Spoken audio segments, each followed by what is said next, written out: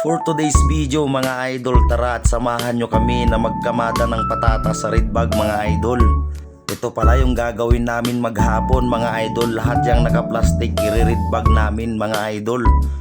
Bali 6,000 kilos pala yung gagawin namin mga idol. Kaya baka aabutan kami ng alas 5 ng hapon dito mga idol. Hahatiin namin pala mga idol yung 6,000 kilos na yan. Yung 3,000 kilos mga idol yan ikakamada namin sa Redbag. Tapos yung 3,000 kilos mga idol isasako din namin mga idol. Sa Cebu pa pala dadalhin tong kinakamada naming patatas mga idol. Kaya sa Redbag namin kinamada. Kasi kung sa plastic mga idol, Baguio to Cebu ata aabot ng 4 days ang biyahe. Kung naka-plastic mga idol, papawisan, madaling masira ang patatas. Kaya sa Redbag namin kinakamada mga idol para may singawan siya at hindi pawisan at hindi kaagad masira ang ating patatas mga idol at fresh pa na darating sa Cebu. At dahil sa dami pa ng gagawin mga idol, nakainda na kami ng gutom kaya ayan, umakyat kami sa kantin para kakain mga idol.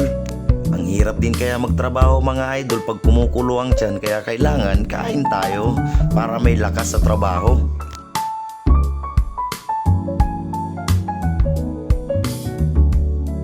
Namili na rin pala ako ng uulamin ko dyan mga idol kasi gutom na ako.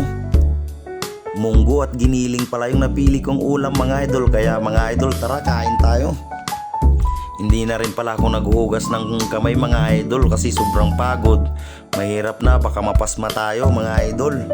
Kaya tara mga idol, sabayan nyo kaming kumain mga idol. Pagtapos namin palang kumain mga idol, ayan at balik na naman tayo sa trabaho mga idol. Natapos na namin pala yung Redbag na ginawa namin na 3,000 kilos. Ayan at isasako na rin namin yung naiiwan na 3,000 kilos mga idol. Hindi na rin pala kami mahihirapan sa pagsasako ng patatas mga idol kasi hindi katulad ng Redbag na kinakamada pa namin yung patatas. Dito pala sa pagsasako ng patatas mga idol, madali lang kasi pinipili lang namin yung Super XL tsaka XL. Tsaka tinatanggal namin yung reject tsaka yung lusaw mga idol. Inindaman natin ang pagod ngayong araw mga idol, worth it pa rin kasi nadagdagan ang kita natin ngayong araw mga idol. Yan pala yung ginawa namin maghapon mga idol. Nag-start kami ng alas 9 ng umaga, halos mag alas 5 na ng hapon mga idol bago kami natapos.